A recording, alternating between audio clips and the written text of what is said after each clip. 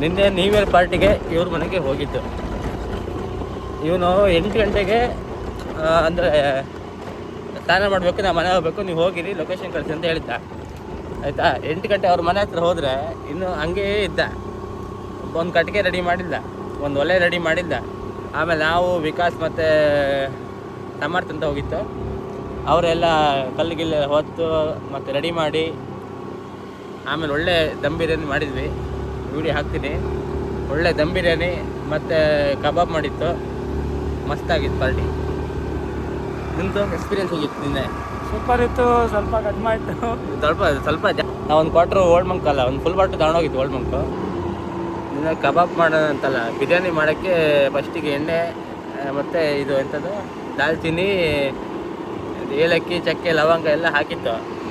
ಅದಾದಮೇಲೆ ನೋಡ್ರೆ ಫುಲ್ ಬೆಂಕಿ ಫಸ್ಟಿಗೆ ಹಾಕಿತ್ತ, ಫುಲ್ ರೈಸ್ ಆಗಿಬಿಟ್ಟು ಎಲ್ಲ ಕರ್ಕಲು. ಆಮೇಲೆ ಬಟ್ಟೆ ನಮ್ಮ ಅಣ್ಣ ಬಾಸ್ ಸೀನಿಯರ್ ಶೆಫ್ ಇದ್ದಾನೆ ಇವನು, ಬಟ್ಟೆ ಈರುಳ್ಳಿ ಹಾಕಿ ಜಡ್ಬಿಟ್ಟಿದ್ದೀವಿ. ಹೆಂಗಿತ್ತು ಸರ್ ಬಿರಿಯಾನಿ? ಚೆನ್ನಾಗಿತ್ತು, ಸೂಪರ್ ಇತ್ತು ಬಿರಿಯಾನಿ. ಯೂಟ್ಯೂಬ್ ಬಿರಿಯಾನಿ. ಹಾಂ, ಹೆಂಗಿತ್ತು ಬಿರಿಯಾನಿ? ಸೂಪರ್. ಮನೇಲಿ ಕೊಟ್ಟಿಯಾ? ನಿಧಾನ ಬಾ. ಇದು ಕಟ್ಟಿಗೆ ಕೈಯೆಲ್ಲ ಇತ್ತು. ಕೈ ತಗೋಬೇಕಲ್ಲ ಗೈಸ್. ಇವತ್ತು ಬಂದ್ವಿ ದಾಸವ್ರ ವೀಡಿಯೋ ಮಾಡೋಕ್ಕೆ. ಇದು ನೋಡಿ ಪ್ಲೇಸ್ ಹೆಂಗಿದೆ ಅಂತ. ಮನೆ ತೆಗಿತಿದ್ದಾರೆ, ರೆಡಿ ಆಗ್ತಿದ್ದಾರೆ ಇವ್ರೀಗ.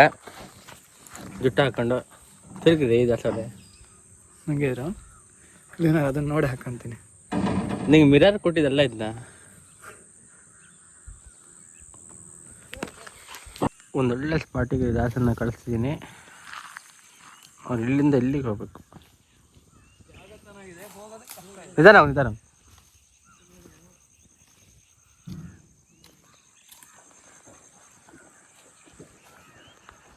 ಮೇಲೆ ದಾರಿ ಇಲ್ಲ.